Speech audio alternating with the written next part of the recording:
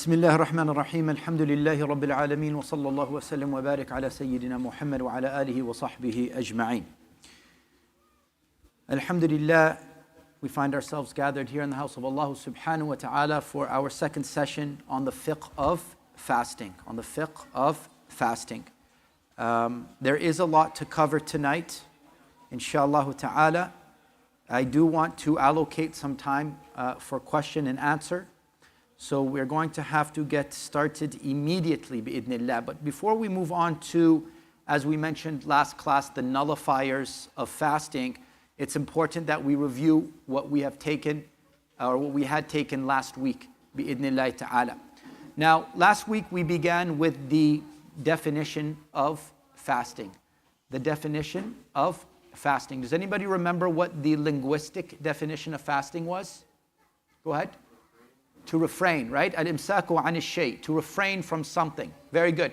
Can somebody, and I encouraged you all to memorize this definition, because within this definition, we actually find the pillars of fasting.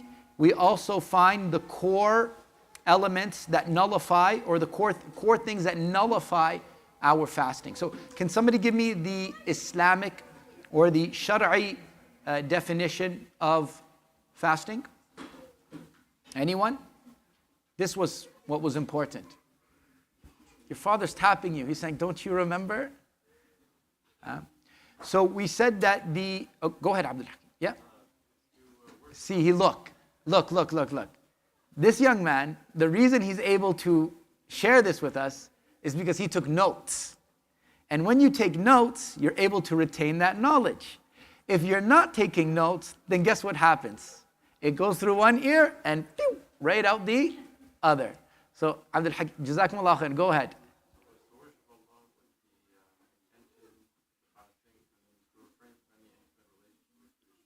Yeah. Beautiful. Well said.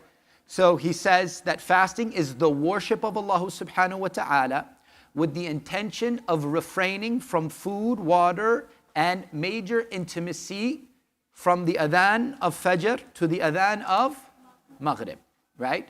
So this is a very comprehensive definition of fasting, because as I mentioned, within it we find the pillars. Also within it we find the core things that nullify a person's fast. And that's going to be especially important today, because today we will be talking mainly about the nullifiers of fasting. We went into the ruling. Do we know what the ruling is? Is fasting fard ayn or fard kifaya? Fard ayn. So it is a personal obligation. It is not a communal obligation, meaning if some people in the household fast or some people in the community fast, then the responsibility has been lifted. No, it is a personal obligation upon the Muslim, the baligh, the mature, the what? The aqil, in order to formulate the intention. And for the sisters, the tahira, right? She has to be pure from any ritual impurity, right? So if you fall under that criteria, then fasting on you is wajib. It is fard upon you. Ya ayyuha alladhina amanu kutiba alaykum as-siyam kama kutiba ala alladhina min qablikum la'allakum tattaqun. Very good. And then we went into the first pillar of fasting. Does anybody remember what the first pillar of fasting was? Intention. Very good. So it's 5-1 for the sisters so far, mashallah. I keep score. Sisters, mashallah, keep going. 5-1. Intention. We said in our last class that there were two main ways that a person can establish their intention. What were they? Two main ways that we can establish our intention so generic intention and daily intention. And okay, she's serious, Akhi. You got to step your game up. She's not going to leave here with an L, okay? All right? She took notes too, okay? And hers is on paper too. Yours is on your phone, right? Yeah. So the sister mentioned the generic intention that is made at the beginning of Ramadan to establish that I will be fasting for the 30 days or the 29 days of Ramadan. We also said that Imam Malik rahimahullah, he mentioned something that if the fast is broken for some reason, with that generic intention due to travel or sickness or menstruation, whatever it may be, then what happens? They have to renew that intention once again. And then you have the daily or the nightly intention that can be established through essentially preparing your suhoor. That's a way to formulate an intention. Putting on your alarm for suhoor is also a way to establish your intention, or to recognize before the adhan of Fajr that I intend to fast this day. So those are all permissible days or permissible ways in order to establish your intention. Very good. And then we went on to the time. The time is the second pillar of fasting. And we said time, the pillar falls in the month of Ramadan. فَمَنْ شَهِدَ مِنْكُمُ الشَّهْرَ فَلْيَصُمْ. So that's the time, that's the evidence for time, that once Ramadan comes in, the time is mandatory upon us to fulfill that pillar of al-Islam. We also said time in terms of the actual fasting hours. Time in terms of the actual fasting hours. Allah subhanahu wa ta'ala, He says in Surah Al-Baqarah, وَكُلُوا وَاشْرَبُوا حَتَّى يَتَبَيَّنَ لَكُمُ الْخَيْطُ الْأَبْيَضُ مِنَ الْخَيْطِ الْأَسْوَدِ مِنَ الْفَجْرِ ثُمَّ أَتِمُّوا الصِّيَامَ إِلَى اللَّيْلِ. So within this, we find the time or the segment of the day in which we should be fasting, which is from the adhan of Fajr until the adhan of Maghrib, right? So for the night from Maghrib all the way till Fajr, وَكُلُوا وَاشْرَبُوا, right? Eat and drink and even enjoy in any type of intimacy. That is all permissible Islamically during the night hours. However, حَتَّى يَتَبَيَّنَ لَكُمُ الْخَيْطُ الْأَبْيَضُ مِنَ الْخَيْطِ الْأَسْوَدِ مِنَ الْفَجْرِ. This is a sign of Fajr. So once the adhan of Fajr is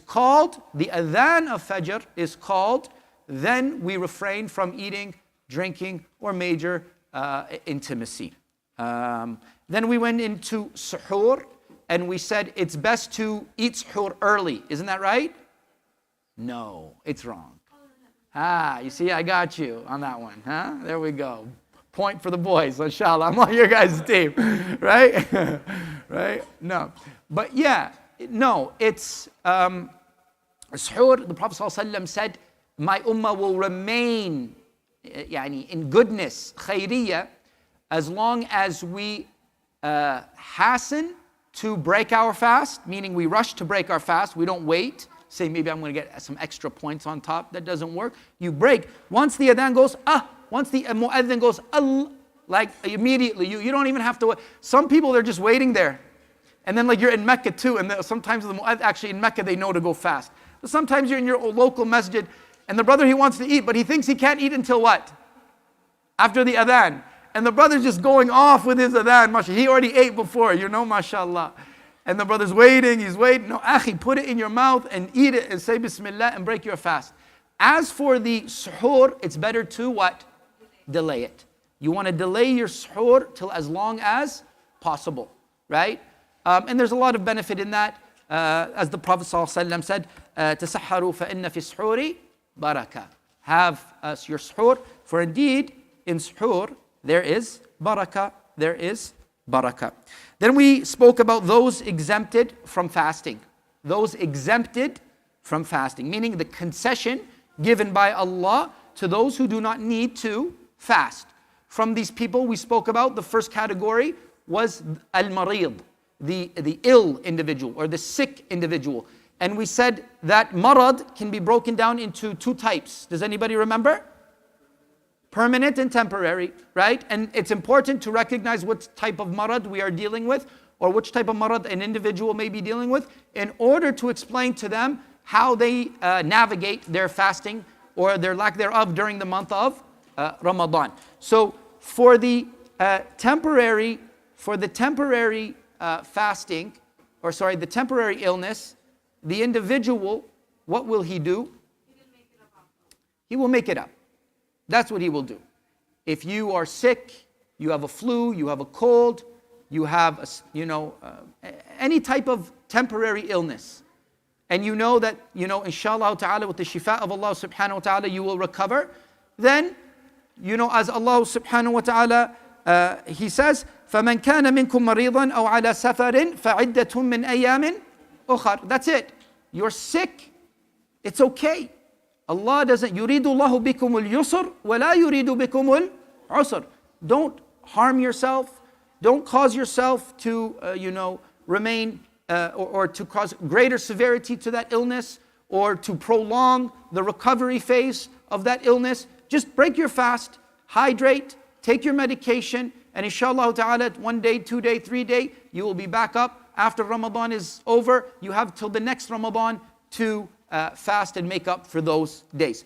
As for a person who has a chronic illness, they're not able to fast, then that person will have to actually pay a fidya. They will have to feed a poor individual. They have to feed a poor Muslim individual, right? And do they have to make up? No. Why? Because they can't. They just can't. So if they can't, لا يكلف الله نفسا إلا وسعها. Allah does not burden a soul more than it can handle. Okay? So now we understand the difference between long-term illness and temporary illness. What were the two conditions that I gave, or actually the two gauges that I gave in order to make the decision or determine whether you will break your fast or not if you're dealing with an illness? What are they? Go ahead. It increases the severity of the illness. And number two, it increases the duration of the recovery itself. So if you believe that fasting will cause one of those things, then you're sincere, you're honest, and you can break your fast. And there is no haraj, there is no expiation on you for that. Then we moved on to the traveler. I'm asking you questions. There's no point in me teaching this unless you're able to teach it to others as well. So this is what we're doing here. I'm giving to you and you're giving to me. I gave you two ways to determine a traveler. I gave you two ways that you could qualify yourself, or somebody can be qualified as a traveler Islamically. What were those two ways? Okay, so distance, very good. What was the distance? 80 kilometers. 80 kilometers. So if you are traveling 80 kilometers, then you would fall under the category as a traveler, and the rulings of a traveler are now in effect. You can take those rulings and take those concessions. What was the second? Yes. Good, she says if you pack a bag. But what she's really trying to say is if you are recognized within the customs of our society that you would be a traveler. So generally speaking, if you're traveling, as she said, the first thing you're going to do is you're going to pack a bag. And in that bag, you're going to have clothes, you're going to have your toothbrush, you're going to have a change of undergarments, you're going to have everything that a traveler would have. Even if you're traveling out of the city, it doesn't reach that 80 kilometers, but if you were to pick up the phone and somebody were to ask you where you were, immediately they would recognize that you were out of town, the city, then that would also fall under the category as being a traveler, which would mean that you would also qualify to take those concessions given to you by Al-Islam. What were the three main things that are affected when you are a traveler? I mentioned them last time.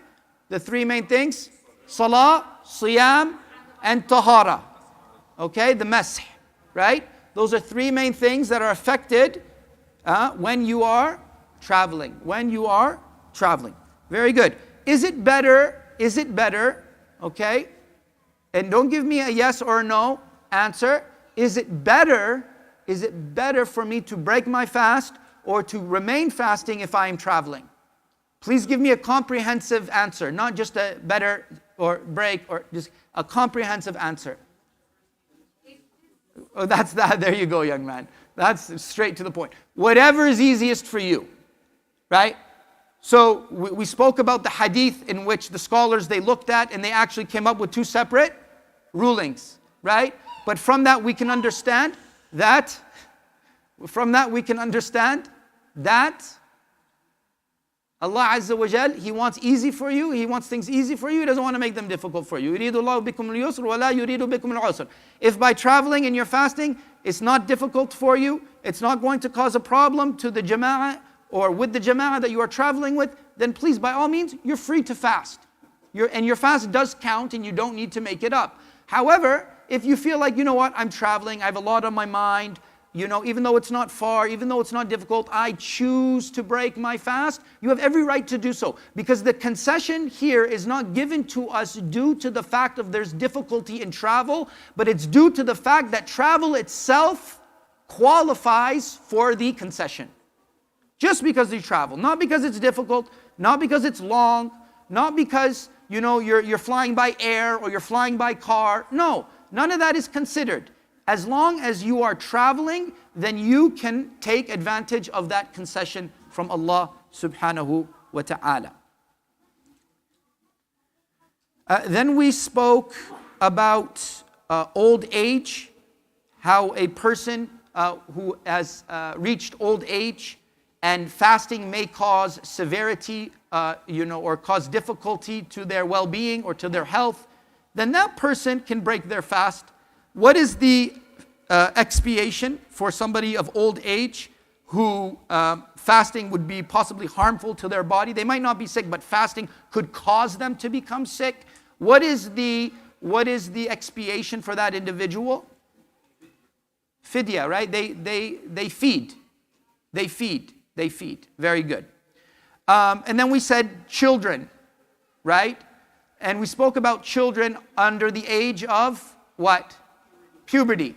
And puberty, ages varies depending on the situation of the individual, male and female as well. And that varies, and it's important for parents to be aware of their children and where their children are in terms of reaching adolescence, because you want to prepare them. You want to prepare your children and make sure that once it becomes mandatory on them, it's not just like being hit with a bag of bricks, but rather they've had some type of training before. And this training also extends to like how they can fast at school, right? Sometimes it's difficult I remember I grew up here in Calgary. I went to school here in Calgary, but fasting wasn't too difficult when I was young because iftar was like at 4 o'clock. But it was difficult sometimes how to navigate school and explain to my classmates why I wasn't bringing a lunch, or why I wasn't eating, or why after dinner I didn't stand in line and drink like everybody else. We want to be able to nurture our children. We want to be able to teach our children. We want to be able to make sure that when they go into the real world, they know how to be confident with their fast. They know how to explain it to others as well, right? So fasting half of a day is certainly fine for a child who is below the age of puberty or has not reached the signs of puberty yet. Fasting, 1 day on, 1 day off, all of that is fine. Just present that to your children, inshallah ta'ala. We also spoke about menstruating women, and we said that the menstruating woman has received the concession from Allah not to fast. It's actually haram for a menstruating woman to fast, just as she wouldn't pray if she was on her menstruation as well. The difference between the fast and the prayer is that the prayer is not made up, but the fasting is. The fasting is made up. The prayer does not need to be made up. It is not to be made up. That is rahmah from Allah subhanahu wa ta'ala. With the woman, I gave you a principle to help you in navigating your fast with the menstruation. Does anybody remember that usuli principle that I gave to them? Al-yaqeen la yazul bil-shak. Yes, certainty is not negated by doubt, right? So until you are certain that your period has arrived, and a woman would know when she is certain, then take the principle that I'm still in a state of ritual purity, right? Until I know for certainty that I am not. Until you are certain, right? And again, Allah subhanahu wa ta'ala will not punish you. Allah subhanahu wa ta'ala will not give you a sin because you made a mistake. As long as you've learned, you're doing your best, and you understand the rulings, then Allah subhanahu wa ta'ala will facilitate that for you. And similarly, to fast again, when you're in a state of ritual impurity, use that principle that I am still in a state of ritual impurity until what? I am certain that I am not in a state of ritual impurity. Either the discharge is now clear or the area has become completely dry and the days, your regular menstruation cycle has passed. Then you are certain, and then you can continue fasting. You can continue fasting. a woman who is fasting and then her period arrives in the middle of the fast, what is her responsibility? To break. Her fast aslan has already been broken. But she should understand that her fast is broken. Right? And what does she need to do? She needs to make up the day. Even if it's like an hour or two before Maghrib. She will be rewarded for her fasting. Like a woman shouldn't say, well, I did that in vain. No, you never do anything in vain when you worship Allah subhanahu wa ta'ala. She'll be rewarded for the time that she fasted. However, that fast will not be allocated into the fasting of Ramadan. She will need to make up for it afterwards, inshallah ta'ala. So that was a review. Almost felt like a lecture.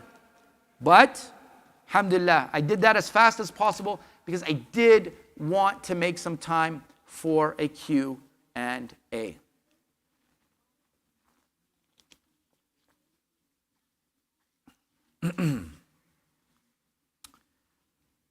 We didn't speak about the pregnant and breastfeeding woman though, so let's finish that before we get into the nullifiers of fasting. So, another category of individuals who are exempted from fasting are the pregnant and the breastfeeding woman. Now, the pregnant and the breastfeeding woman, certainly they go through great difficulty in terms of caring and maintaining and providing for their born or unborn child.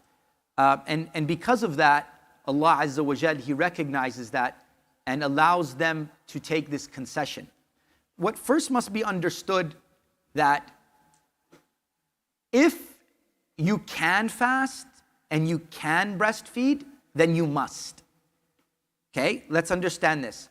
Just because you are pregnant or you are breastfeeding, it doesn't necessarily qualify you to be exempted. The exemption comes when there is difficulty in fasting while you are pregnant or while you are breastfeeding. Difficulty, right? Or possible potential harm. Okay? So there are some women who are like, no, I'm fasting. It doesn't even affect me and my kids. MashaAllah, he's okay too. Right? Some women are like that. MashaAllah, tabarakallah. Some women, they need that nutrition. Their child needs that nutrition. And they know that if I don't eat, it's going to be difficult for me and it may potentially cause harm to the well-being of my child. If that is the case, then let's talk about the breastfeeding and the pregnant woman. So generally speaking, a woman who is pregnant and is fearful for herself, for her own health, then she has every right to break her fast. And she shouldn't feel what? Ashamed, guilty, bad, right? She shouldn't feel that way, right? This is a concession from Allah because He understands His creation. That's the first thing. The second thing is that the scholars, they differentiate between the reason as to why the woman would break her fast. They would say that if the woman is breaking her fast because she fears for herself, then she falls under the category of man kana minkum maridan aw ala safar. So almost she takes the ruling as being someone who is ill, someone who is suffering from a temporary sickness. Why is that important? Because then we understand what her expiation is going to be, which is what? Just to make it up. Just to make it up. If she's fearful for herself, her body, her health, she chooses not to fast, then you are similar to a person who is, suffering from a flu or a severe cold. You would just have to make it up until or before the next Ramadan.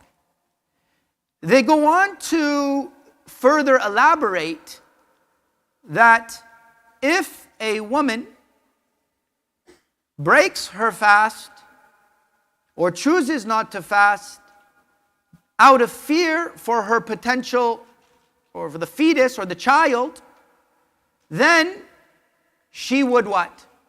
Make up the fast, like the first individual who was fearful for herself, And furthermore, she would be encouraged to what? Also, pay the fidya, or to feed the individual. So they distinguish between the harm of herself, because she knows.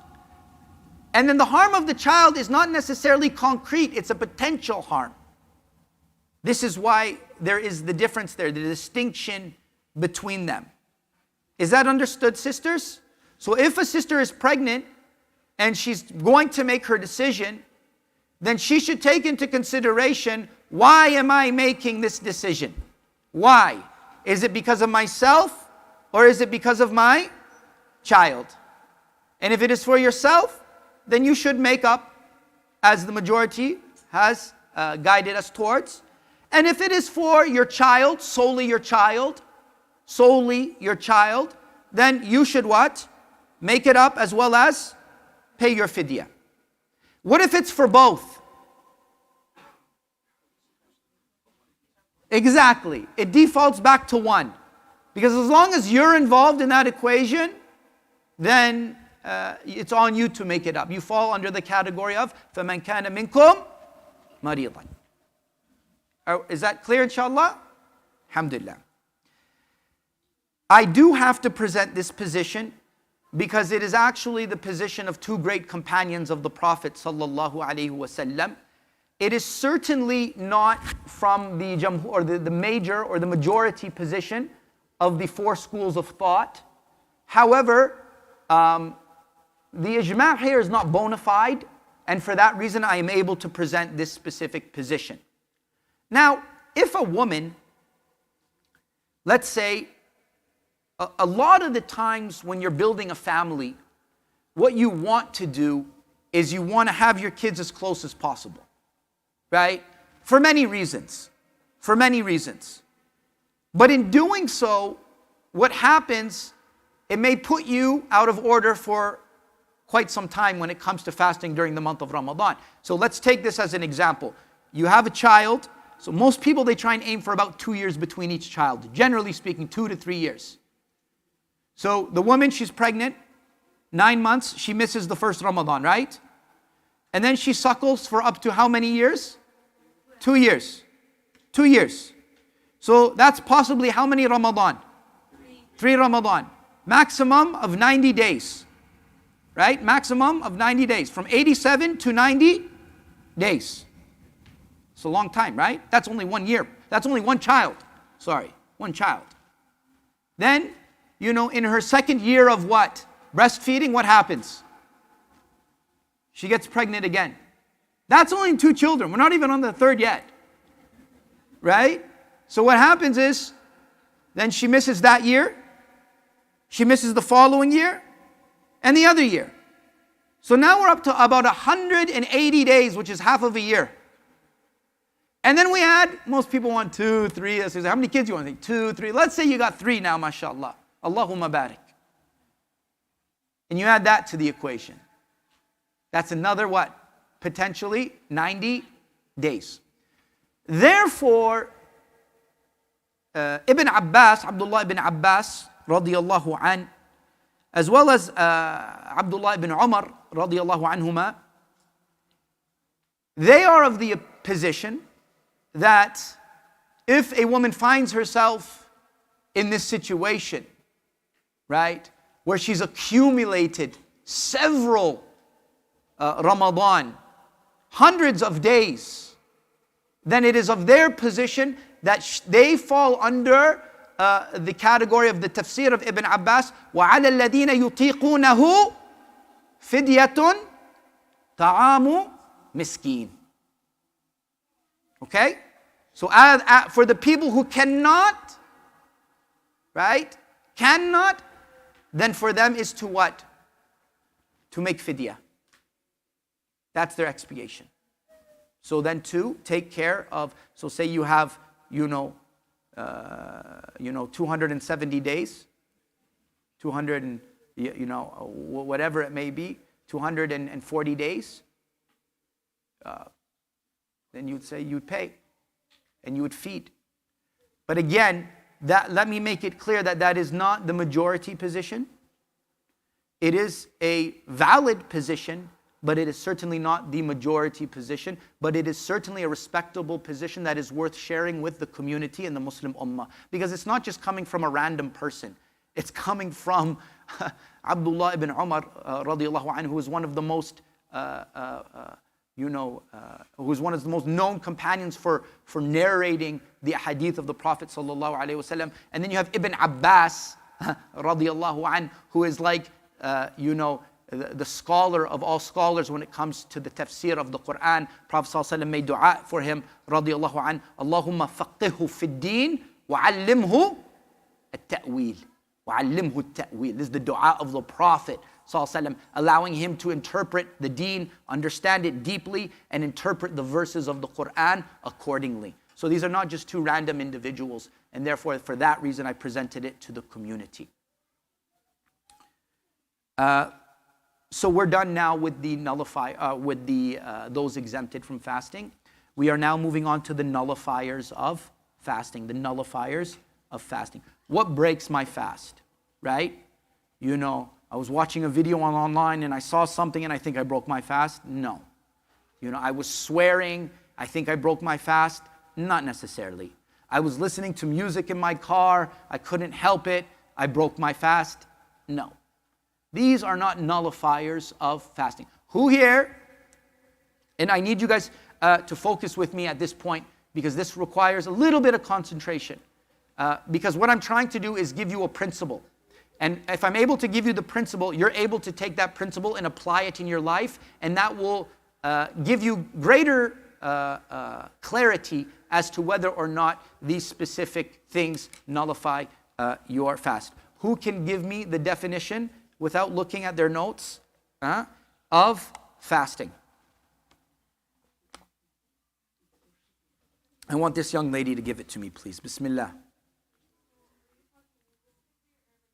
Islamically.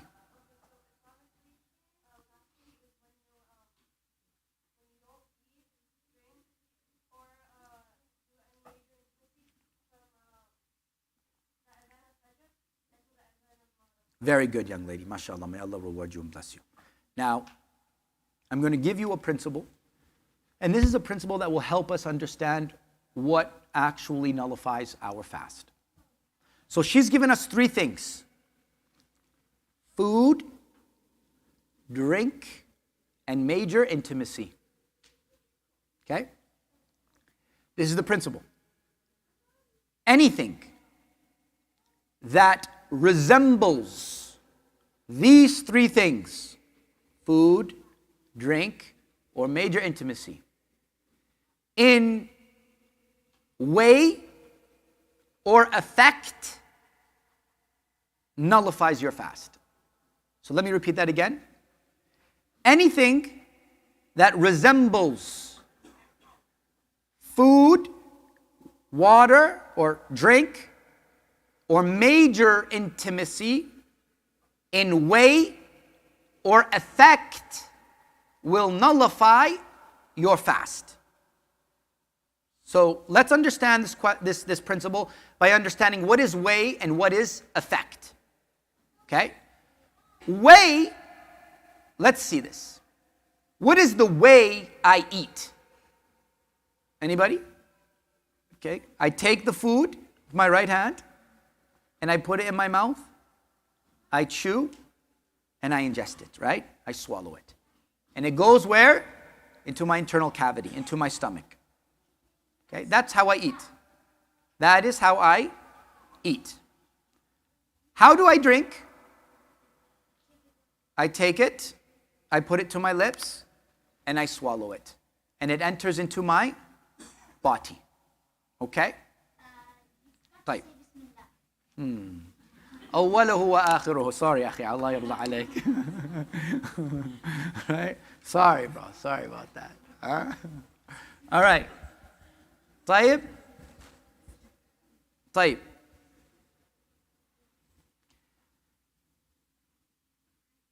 Major intimacy, we understand that, and we understand it's not only the way, but we understand the effect. The effect is a physical desire being fulfilled. Do we understand this? Okay. So, anything that resembles it in way or effect. What is the effect of food? Nutrition. Very good. The effect of food is nutrition. What is the effect of drink? Hydration. Okay? So we have anything. Now, what I'm taking the principle and then I'm just trying to simplify it. Right? Take the principle. What is that principle? And then we simplify it. Anything that essentially provides me nutrition, hydration, or fulfillment of desire nullifies my fast. That's as simple as I can put it. Now, and to further understand it, we will provide what? Examples. All right. Say I have a cold coming on. And maybe I'm traveling, or maybe it's Ramadan and I don't want this cold to get out of hand. So I go to one of these clinics here. They have what they call these IVs. These IVs, they're called drips, vitamin C drips. Does anybody know what they are? So essentially, it's like an IV that's put into your arm, and then there's, vitamin C in a bag, and it goes straight into your bloodstream. What does that do? It causes you to what? Get healthier. Get healthier. Much what? It's very nutritional, right? You have vitamins. Vitamins are entering into your body. You're getting better. You're feeling better once you leave, right? Does that break my fast? Yes. Okay, but which way? In cause or effect? Effect. Because here it was placed in my veins. Wasn't in the way of cause or way, but in the effect, it still broke my fast. Okay, another example. Let's just say paper or dirt. For some reason, you put dirt in your mouth or paper in your dirt, or something that is not even just a random thing, you put it in your mouth. Some people, they have this bad habit of biting your nails. Maybe you swallow a nail. That's nasty, but maybe, possibly, you swallow something. Does that break my fast? No. Oh, but now you forgot the principle. Because it wasn't only nutrition. It was what? The way. How did it break my fast? It broke my fast because it entered into my body the same way food would enter or water would enter into my body. And it landed where? Into my internal cavity, into my stomach. And anything that enters into your body that way will nullify your fast by way, not by effect. Is this clear? Right? So does listening to music break my fast? No. But what would it possibly do? Depending on the type of music you're listening to, right? What's it going to do to your fast? It's going to decrease your reward. Right? What about swearing and cursing? What's it going to do to you? Did you break your fast? No, because that doesn't fall into the principle. But what does it do to your fast? It decreases the reward. Right? So, what about gum? But I don't swallow my gum. Whoever heard that if you swallow your gum, it stays in your stomach for 7 years? Did anybody ever hear that? Wow, I didn't figure that out till recently. That's not true. That's not true. They lied to me. They lied to me. It doesn't stay in your stomach for 7 years. What are you talking about? No. But that would break your fast. Not because you swallowed the gum, but because the juices of the gum are coming into your body and so on and so forth. Right? Yeah. What about brushing my teeth? No. As long as I'm not swallowing it, right? So a little bit of tooth. Well, we'll do at the end, if we have time, I'll just throw out random things and we can use this principle, and by using this principle we'll be able to what? Figure out what breaks our fast or not. So let's get on to the first thing. And again, the first three things that I'm talking about here, are actually consensus amongst the scholars. So there's no difference of opinion when it comes to these things as being nullifiers of fasting. So the first thing is, and I know that there's young kids here today. I know. And I'm happy that the kids are here. But there is going to be some discussion that I'm going to have to talk about. La haya fid din. And then maybe if you felt like that it was a lot or it is too much at the time, you could possibly get up. But I can't deprive the community from knowing these things, because there are repercussions if a person does fall into these things, that there has to be rectification. So there are some things that I will mention. But again, it's important that our children learn, and that this is part of the deen, and our deen is a comprehensive deen that deals with all aspects of life. Type. Number one, the first nullifier of fasting is obviously intentionally eating and drinking. Intentionally eating and, what's the key word here? Intentionally. If I intentionally eat, I have broken my fast. And I've committed a major sin. Not a minor sin, but intentionally breaking my fast for no purpose during the month of Ramadan is a major sin. Right? However, if I make a mistake, like we all do at times, then what? The Prophet ﷺ said, فَإِنَّمَا أَطْعَمَهُ اللَّهُ وَسَقَاهُ. So this happens to kids a lot. Kids will come to me and they'll say, I broke my fast. And I say, what? I say, after gym, I went to the water fountain and I totally forgot and I drank. This happens a lot to kids at school. So the kid feels like he broke or she broke her fast. No, you didn't. As long as you did it unintentionally. Right? But if you the moment you recognize, you don't say, well, let me just finish this gulp or let me finish this chicken wing. No, akhi, put it down. It's over. Like, it's done. Right? So there's a difference between doing it intentionally and doing it unintentionally. If you've done it unintentionally, then continue with your fast, for indeed accept it as a gift from Allah subhanahu wa ta'ala. If you do it intentionally, now you need to understand what's the next step. First step is tawbah and istighfar. Because you've committed not a minor sin, but a major sin.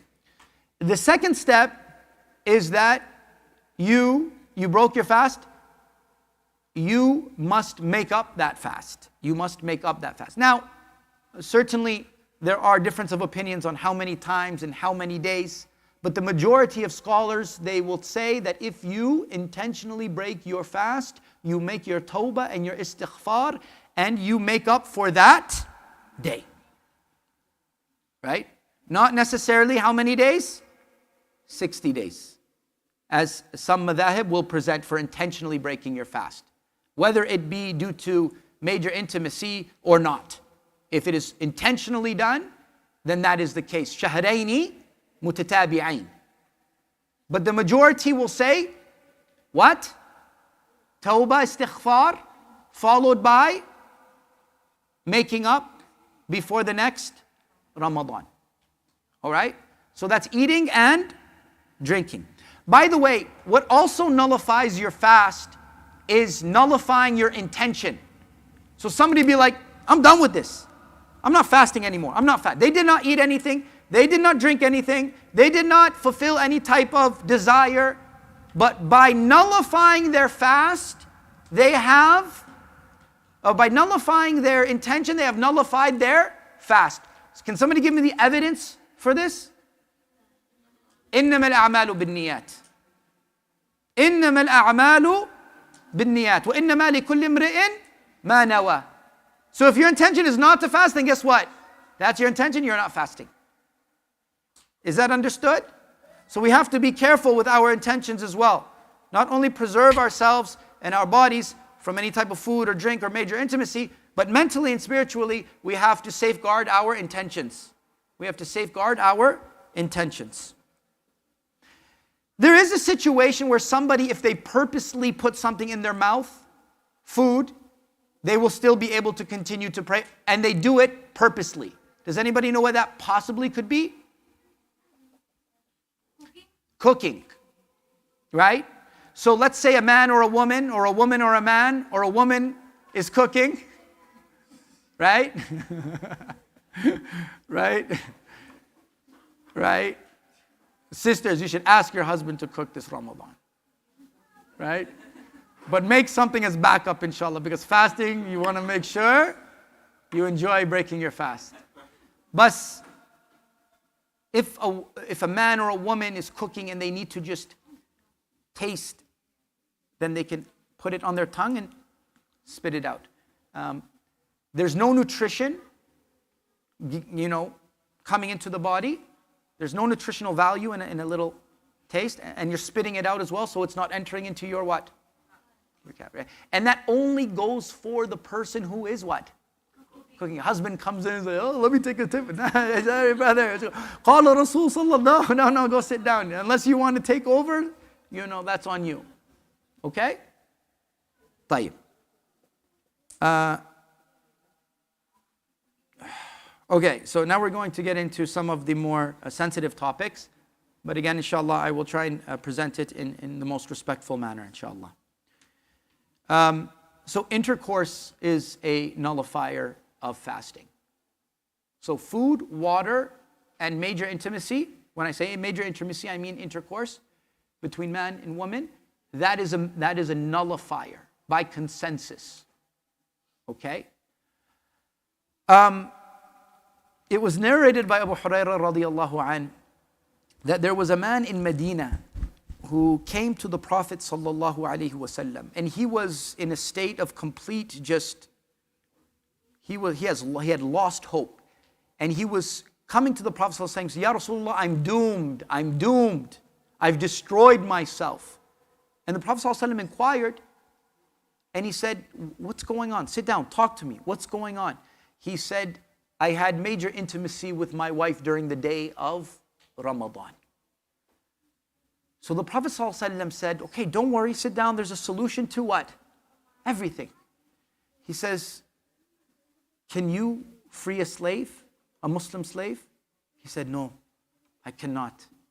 He said, okay. He said, can you fast for 2 months? Right? Consistently. Can you fast? He's like, I can't even, I'm coming to you, Ya Rasulullah. I can't even fast one day. Now you're telling me to fast 2 months in a row? I can't do that. He says, okay. He says, can you feed 60 people? He says, Ya Rasulullah, I can't even feed 60 people. So Prophet ﷺ looking at this guy, he's like, man, what did you get yourself into? So he says, okay, stay here, I'll be back. So the Prophet ﷺ, he goes and he brings a plate of what? Dates. And he says to the man, he says, go and distribute these dates to the poorest people in Medina. So the man, he takes this and he says, Ya Rasulullah, I'm the poorest person in Medina. Prophet ﷺ just like, just take it and don't do it again. Just go. Right? Just go. Right? So we'll learn a lot from this hadith. A lot of fiqh, a lot of adab. We learn a lot of tarbiyah. We learn about the quality of the Prophet ﷺ. Where this man, he comes and he committed a mistake. The Prophet ﷺ didn't reprimand him or belittle him or make him feel like he was a bad person. But a true leader is an individual who finds solutions to problems. And if that person couldn't find a solution for himself, then it was the Prophet ﷺ's responsibility to himself to find a solution for him. That's what a true leader is. Not just saying, oh, one of my companions, you go do this, and delegate it to someone. But he was a leader who showed him respect and ihtiram, and he also solved that problem. Number two, we learn that there are different rulings for when it comes to the expiation of breaking one's fast by committing major intimacy. And it is not the same as a sick person. It is not the same as a traveler. It is not the same as a pregnant woman. It is not the same as a breastfeeding woman, a postpartum woman. None of that. But rather, an individual, a man or a woman who have major intimacy, even if there is no seminal emission. Understand this. even if there is no seminal emission, meaning if the two private parts even touch, then this ruling is now in effect, where they now have to what? They have to fast 2 months in a row. شهرين متتابعين. Every single day. Is it possible? Yes, it is possible. I had a brother, mashallah, this happened to him. And then the day, on his 60th day, he's like, I'm taking you out for iftar. I'm saying, yeah, well, I'm not fasting, but I'll come with you. He's like, 2 months, I did it. He did it. So it certainly is possible, right? And finally, we understand that tawbah has to what? Tawbah has to be involved as well. Tawbah, because the man had regret. Where in the story does the man display his regret? I'm doomed, I'm doomed, I'm doomed. He recognized. And regret is the foundation of what? Of tawbah, is turning back to Allah subhanahu wa ta'ala. So we have the adab of the Prophet sallallahu alaihi wasallam. We have the fiqh ruling, right, of the Prophet sallallahu alaihi wasallam. And we also have the guidance of tawbah and istighfar if we fall into this sin. Very good? Very good, inshallah ta'ala. This leads to a secondary point, a secondary topic, and that is kissing and, not major intimacy, but minor intimacy. Kissing, hugging, holding hands, even foreplay, for example. Now, there are separate positions amongst the scholars when it comes to this type of interaction between husband and wife. Some of the scholars will go to the extent to say that it is haram, because the verse in the Quran says, فَالْآنَ بَاشِرُوهُنَّ وَابْتَغُوا مَا كَتَبَ اللَّهُ لَكُمْ. فَالْآنَ meaning after Maghrib. You can interact with your wife and touch and hug and do that type of minor intimacy. Some of them will say that it is makruh. It is disliked. It is disliked. The majority position when it comes to minor intimacy is that you should make a distinction. There once was a young man who came to the Prophet ﷺ and asked to get permission to perform minor intimacy with his wife, holding hands and so on and so forth. The Prophet ﷺ said no. And then an older man came and he asked the same question, and the Prophet ﷺ gave him what? The permission. But the Prophet ﷺ, it wasn't because he liked one man and didn't like the other. It's because he understood the situation. The young man maybe had just gotten married. Maybe he doesn't know how to control his emotion or his feelings, and it might get out of hand. Our religion is a religion of making sure that we are preventing something before we are curing something. Prevention before cure. So the Prophet ﷺ is preventing something from happening because he sees that there's a high possibility that this may happen. As for the older man, he knows that maybe it's out of love, because there are narrations that the Prophet ﷺ would kiss his wife, hug his wives before he what? Went for salah. And this is why there is a group, there is a school of thought, the Zahiriyya, they actually say it's mustahab to have minor intimacy with your wife because it's something that the Prophet ﷺ actually did. So we see that there are different opinions, but for the sake of prevention before cure, we take the guidance of the Prophet ﷺ and we gauge our situation. That if we feel we will succumb to our desire and our emotions, then we avoid it. And if we feel we have the ability to control ourselves, as the Prophet ﷺ was able to control himself, then it becomes permissible, mubah, for us to do so. Is that clear, inshallah ta'ala? Tayyib. All right, again, I'm going to use some larger words just so some younger children won't be, confused here. So, deliberate, the key word here is deliberate seminal emission. Okay, deliberate. Do we understand what that means? Okay. Deliberate Seminal emission. Purposely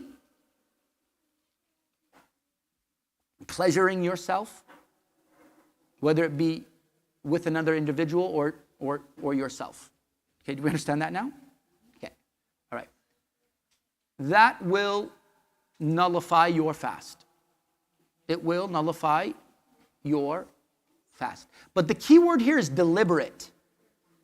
Right? So masturbation, would it nullify your fast? Absolutely. It's a sin. You would nullify your fast. Would you have to fast shahraini mutatabi'ain? No, he's like 6 years old. He's giving me the answer. Allah yahdik. What are you telling me, man? Is that safe? Yusuf. MashaAllah, Yom Tuesday, huh? MashaAllah. طيب, that will nullify your fast, but it won't require expiation of 2 months. There's a difference, okay? Is that understood? So it doesn't require a shahraini mutatabi'ain. The issue here, though, let's talk about, for example, a wet dream. Okay? This is something we need to know. So say you're fasting, you're sleeping, you wake up, there was seminal emission. Are you still fasting? Are you still fasting? Yes. Because it wasn't deliberate. What is on you now? Ghusl, that's it. Is there istighfar and tawbah? No. But you slept, you woke up, there was seminal emission, it wasn't deliberate, you get up and you go and you make ghusl. Okay? Is this, yeah. All right. Let's say a husband and a wife have major intimacy before the adhan of Fajr. Before the adhan of Fajr. They sleep and then they miss suhoor and they wake up at the adhan of Fajr. Or they wake up maybe 30 minutes after Fajr. They're both in a state of what? Janaba. Can they fast? They can fast. Because unlike prayer, tahara is not a condition to beginning one's fast. Right? What was done was before the adhan of Fajr, which is completely permissible. Now you entered into the day of Ramadan in a state of janaba, major ritual impurity. The only thing you miss out here is on your suhoor. You have to go and make ghusl, and then you pray your Fajr. And that's it. And that's it. So again, major ritual purity is not a condition to beginning your fast. Okay? Great. I'm just going to mention that right here. You're going to say menstruation, right? The exact same thing is the next thing on my list. Similarly, and why are they the same? Because they're both major. When a male is in that state, that's major ritual impurity. When a female is in that state, it's also major ritual impurity. But if a woman, for example, wakes up after Fajr, she goes to sleep, she's like, I'm pretty sure that I'm no longer on my menstruation cycle. However, I will be certain if I wake up and it's dry. She wakes up after Fajr and it's what? So does she fast that day? Yes, she does. She also should make her? No, before that. No, but even before that. Oh, the suhoor, yeah, because it's her intention. So she should make her intention that if I am what? Ritually pure, then I will fast. Right? I will fast. If I am ritually pure, I will fast. So the intention was made before the adhan of Fajr. She woke up after the adhan of Fajr. She is dry. She's certain. She fasts. Great. Let's continue. intentional vomiting.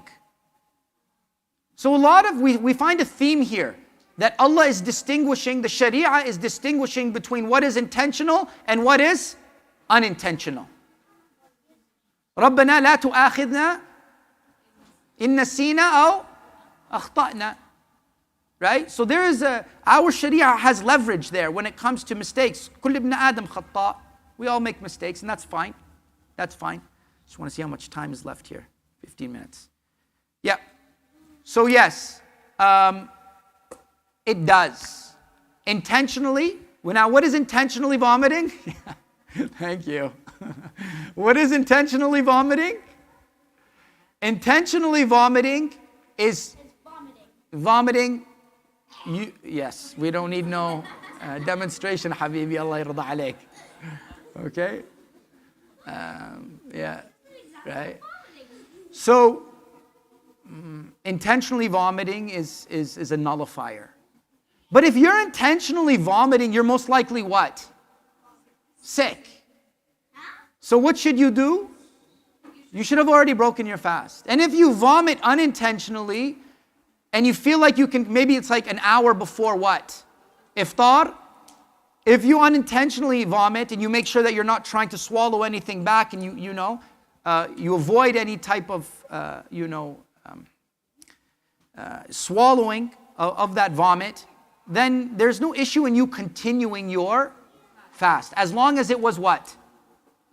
Unintentional. Unintentional. Okay? So I've given you these 4 nullifiers, and I've given you the principle, right? This should be, inshallah, enough for at least for you to navigate and better understand what nullifies my fast and what doesn't. Again, and if you do have questions, always come to your teachers or your shuyukh or your imams to clarify, inshallah. But inshallah, what I've presented to you today is just the surface, but I think it is a good first step, bi'idhnillah ta'ala. We have about 15 minutes, alhamdulillah. We have 15 minutes before salah.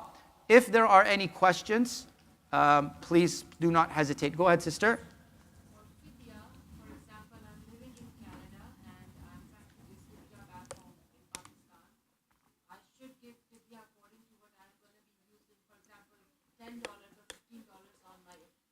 You should. That is from ihsan. That is, even though there it's probably $6, right? That is from ihsan. If you were financially struggling, sister, I would say that is fine. But if you are well off, then I would say, min bab al-ihsan, it is better to feed what you would eat. Because it is also of the position to give what you would eat.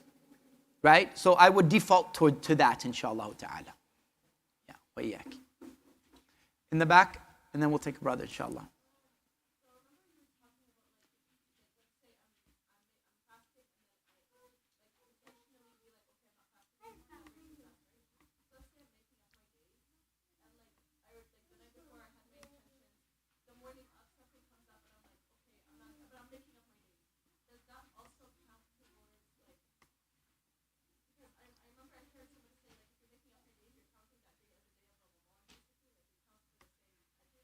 Yeah. So you want to be, you want to be very careful in how you establish your intention, right? When it comes to nawafil, it is different. When it comes to nawafil siyam, it is different. The intention does not necessarily need to be made prior to fajr. It can be made midday, and if you choose to fast, then that's absolutely fine. But I believe what you're asking is, well, what if I break it intentionally? Is that the question?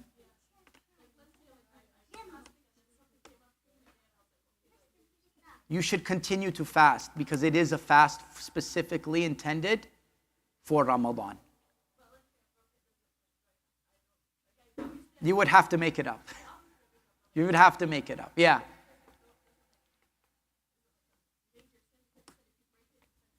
Yeah, that's a good question, Ukhti. Whether that falls under a major sin or not, that is not something I'm confident in giving you the answer to right now, because major sins need specific evidence. The scholars, they say that, some scholars, they qualify major sins as being a few things, actually only, because they'll say that we categorize major sins as having evidence that leads to some type of punishment if being done, right? And off the top of my head, Ukhti, I cannot provide that answer to you, inshallah. But certainly if you come to me at a later time, I will look into that tonight, inshallah ta'ala. That's a very good question. But when it comes to how Allah subhanahu wa ta'ala judges, that's not something I'm confident in giving to you just right now, inshallah ta'ala. Any other questions? Go ahead.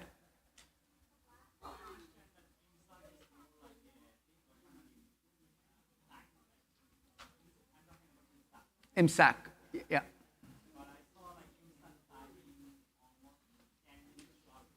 Yeah. Yeah.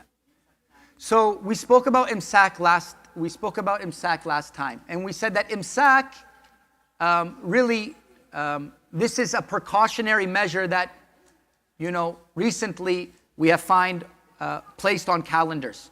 Islamically, there is no position when it comes to imsak. We said in the definition of fasting that it is from the adhan of what? Fajr, until the adhan of Maghrib. And that's why Allah subhanahu wa ta'ala says, وَكُلُوا وَاشْرَبُوا حَتَّى يَتَبَيَّنَ لَكُمُ الْخَيْطُ الْأَبْيَضُ مِنَ الْخَيْطِ الْأَسْوَدِ مِنَ الْفَجْرِ. Meaning until Fajr has become completely near. So for me to provide to you a recommended time for imsak, I cannot do that because Islamically there is no position on imsak. So if, say for example, you woke up 5 minutes before the adhan, would you still eat? This is a personal question. Would you still eat 5 minutes before the adhan when on your calendar it says imsak is 20 or 15 minutes before the adhan? Would you still eat? You would still eat, right? Because you can still eat, right? So I would just say be cautious and take your precautions, but generally speaking, there is no specific time frame when it comes to imsak and the adhan of Fajr, because you'll see that in the summer it could be like 30 minutes. Like 5 years ago, I remember imsak was like 30 minutes before the adhan of Fajr. Now if you look at it, it's maybe like 10, 15 minutes. So it does fluctuate over the year. So I would just be conscious with the time, inshallah. Go ahead, and then we'll take sister's question. If somebody is traveling, at what point do they... Thank you. Very good question. So sometimes people will say, well, I'm traveling today to Mecca, right? May Allah allow us to visit Mecca. So say they're going to Mecca. They're in their house, and they say, well, I'm breaking my fast because I'm traveling today. No. You are not considered a traveler because you intend to travel that day. So you would essentially you would continue to fast that day. Mathalan, your flight is at 5 o'clock. You wake up that morning, you fast. You fast until 5 o'clock. You get on the plane. Are you still fasting? Yes, you are. The plane takes off. Are you still fasting? Yes, you are. I would usually say the moment the little seatbelt sign goes off, that can also be your iftar sign as well. Because by that time, you're most likely what? 80 kilometers out of the city. Right? And you're considered in the process of what? Traveling. So that is when you would break your fast. And that is also similar to what? Salah. Very good. Salah as well. Go ahead. And then at what point would they start fasting again? That's a huge question. So If you're going for like 2 weeks, right? you had to give me 2 weeks, right? 2 weeks is so. All right, let me explain this. And I hope nobody does get confused because there are several positions when it comes to traveler and fasting as well as prayer. All right? So I need you to focus. So here we go. If I'm traveling to Edmonton and I know I'm going to Edmonton for 3 days, I know the time that I'm leaving, I know the time that I'm coming back, and it is 4 days or under, then I can break my fast and I can put my prayers together the whole time that I'm in Edmonton. The whole time, not only when I'm driving to Edmonton, but while I'm in Edmonton. Is this understood? Now, let's say I'm going to Edmonton for 7 days, a week. I don't know who'd go to Edmonton for a week, Allah yadikum, but say you have to go to Edmonton for a week. It's business, right? Right? I did that and it wasn't worth it, brother. All right. So what happens is that you go, you know you're going for 7 days. Once you can break your fast while you're traveling. So that day you would break it because you're traveling, right? You can break that day. But the next day, because you know you have exceeded those 4 days, you are now considered a resident. You take the ruling of a resident. And then the only time you would break your fast, possibly, is if you what? Is if you go back. So here, the scholars, they differ. Some will say 4 days. Some will say 4 days plus the day that you travel there and the day you travel back. Some scholars will say up to 15 days. Okay? Up to 15 days. So you would have to, choose which school of thought that you are following. The sheikh that is teaching you, what he advises you, and then you would follow that. So does that make sense? You would first have to determine how long is the trip, and does it fall within those specific days? If so, I can break and put them together. And if not, the moment I arrive, I take the ruling as a resident and I have to fast. And I have to pray my prayers the way I would regularly pray my prayers. Because it exceeds that time limit, I take the ruling as a resident. مع الصلاة نفس الشيء. Exact same. Go ahead, Irfan. Sorry, sisters. Go ahead. Oh, that's, I knew I was going to get that question. So the issue of the inhaler is a question that many fiqh councils have spoken about. Some fiqh councils have remained, they just did not mention anything. They did not provide a verdict. But there are many scholars and shuyukh and even fiqh councils who have determined that the inhaler does not break the fast because the amount of medication that actually reaches the area doesn't or is not greater than the amount that water would reach when you make wudu. You understand? So the amount of substance that actually enters into the body is no more than the amount of water that would enter into the body after you make wudu. And therefore, because it is also a sickness, there's more leniency given in this situation. So that person can take their inhaler and continue to fast. And then somebody say, well, what about smoking then? Smoking does break your fast. Perfumes, you should just avoid inhaling it, right? Bukhur is a little bit more dangerous, but putting on perfume, absolutely, because it's coming onto your body, not entering into your body. Lotion, oil, all of that is okay, inshallah ta'ala. Sister, go ahead in the green. 1 second, Habibi. Sister, go ahead. Yeah.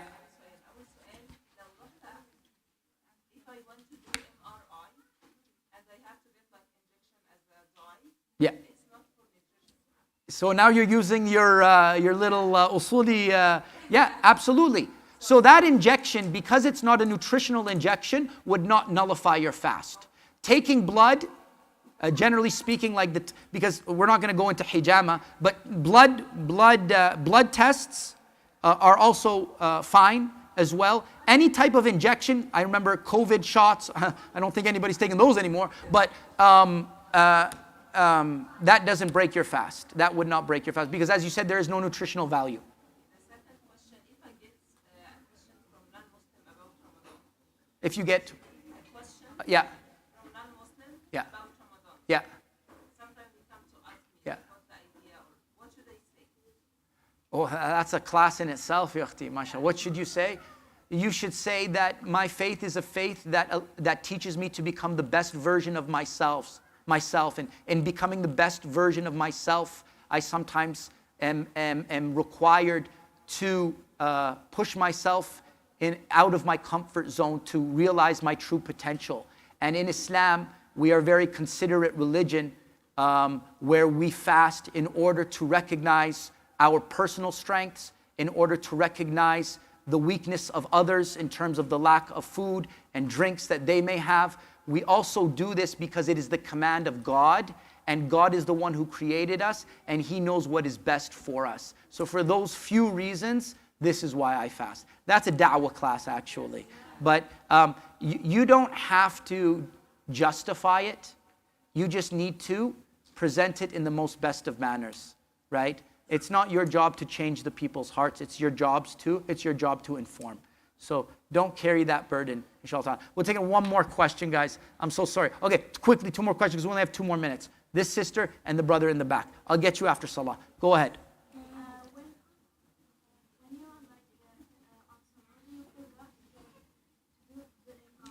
Yeah. Yeah.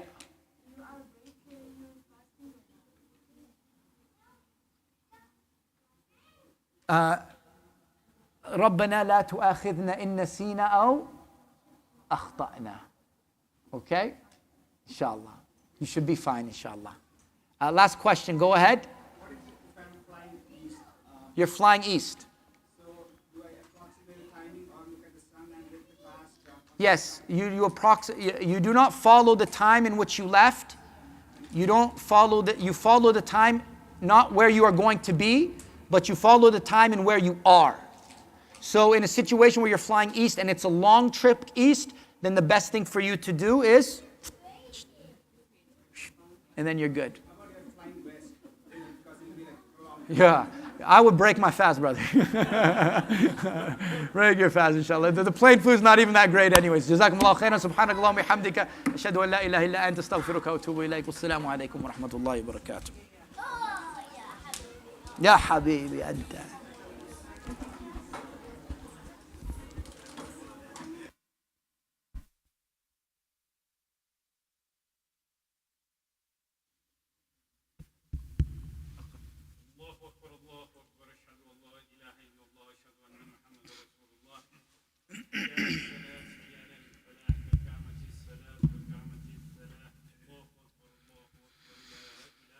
لا إله إلا الله. استووا تراصوا واعتدلوا سدوا الخلل. الله أكبر.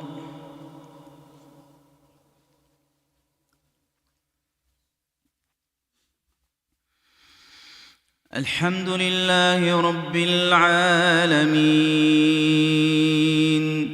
الرحمن الرحيم مالك يوم الدين إياك نعبد وإياك نستعين اهدنا الصراط المستقيم صراط الذين أنعمت عليهم غير المغضوب عليهم ولا الضالين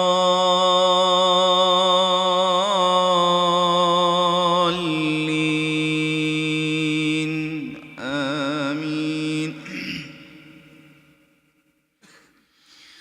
وقال الذين كفروا لرسلهم لنخرجنكم من أرضنا أو لتعودن في ملتنا فأوحى إليهم ربهم لنهلكن الظالمين ولنسكننكم الأرض من بعدهم ذلك لمن خاف مقامي وخاف وعيد واستفتحوا وخاب كل جبار عنيد من ورائه جهنم ويسقى من ماء صديد يتجرعه ولا يكاد يسيغه وياتيه الموت الموت من كل مكان وما هو بميت ومن ورائه عذاب غليظ. مثل الذين كفروا بربهم أعمالهم كرماد اشتدت به الريح في يوم عاصف لا يقدرون مما كسبوا على شيء ذلك هو الضلال البعيد. ألم تر أن الله خلق السماوات والأرض بالحق إن يشأ يذهبكم ويأت بخلق جديد وما ذلك على الله بعزيز. وبرزوا لله جميعا فقال الضعفاء للذين استكبروا إنا كنا لكم تبعا فهل أنتم مغنون عنا من عذاب الله من شيء قالوا لو هدانا الله لهديناكم سواء علينا أجزعنا أم صبرنا ما لنا من محيص.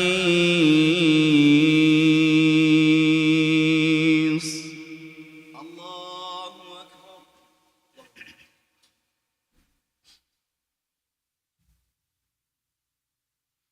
سمع الله لمن حمده.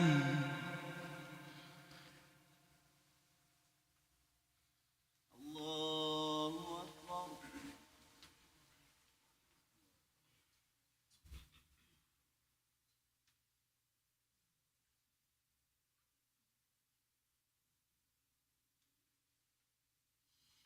الله أكبر. الله أكبر.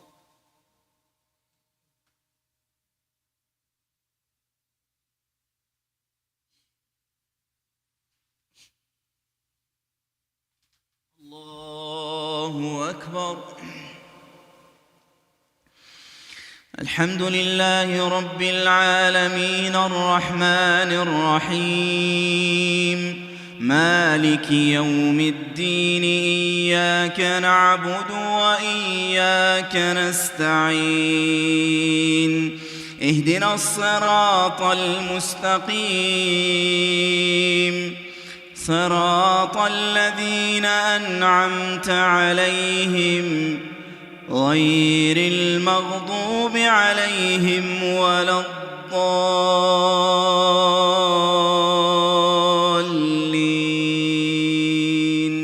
آمين.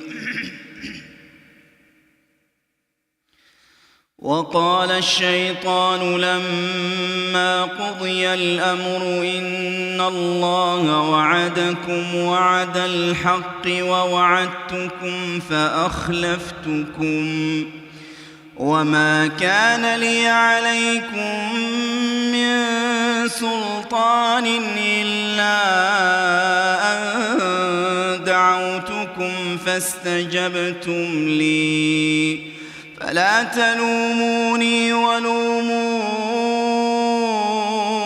أنفسكم ما أنا بمصرخكم وما أنتم بمصرخي إني كفرت بما أشركتمون من قبل إن الظالمين لهم عذاب أليم.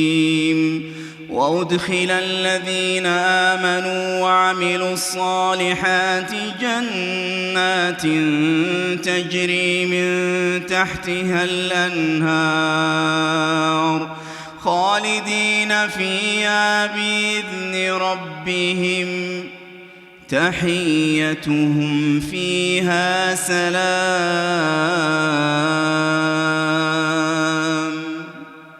الله أكبر.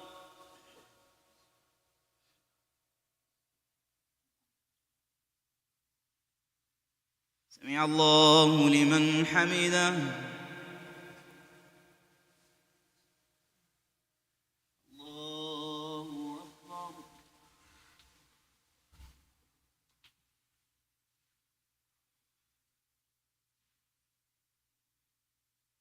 الله أكبر.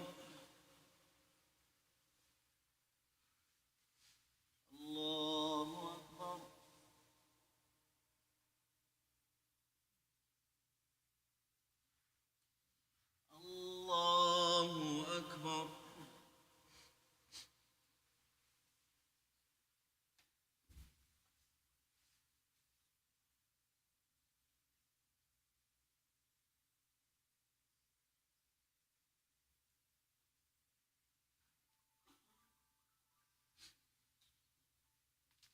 الله أكبر.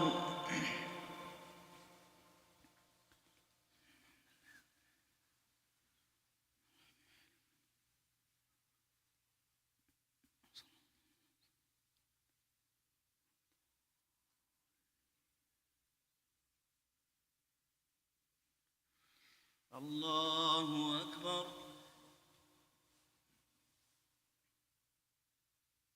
سمع الله لمن حمده. الله أكبر.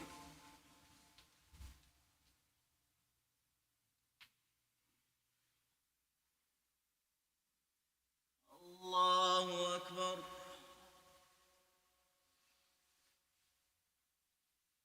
الله أكبر.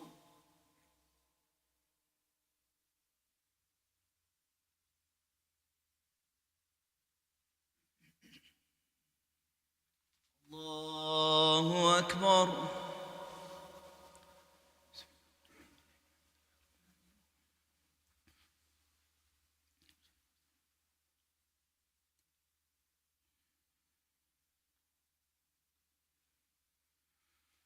الله أكبر.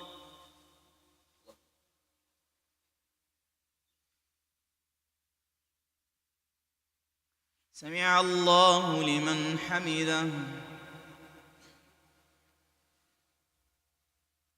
الله أكبر.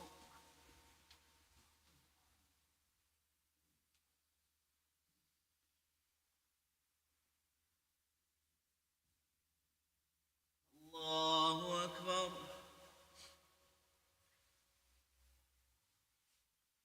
الله أكبر.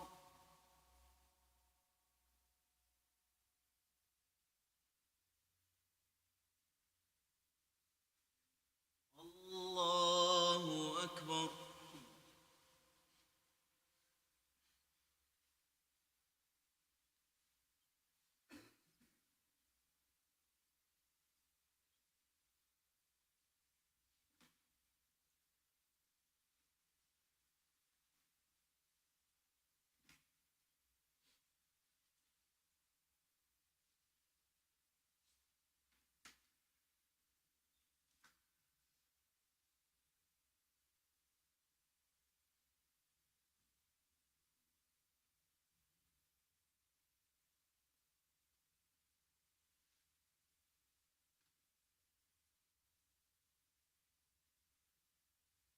السلام عليكم ورحمة الله. السلام عليكم ورحمة الله.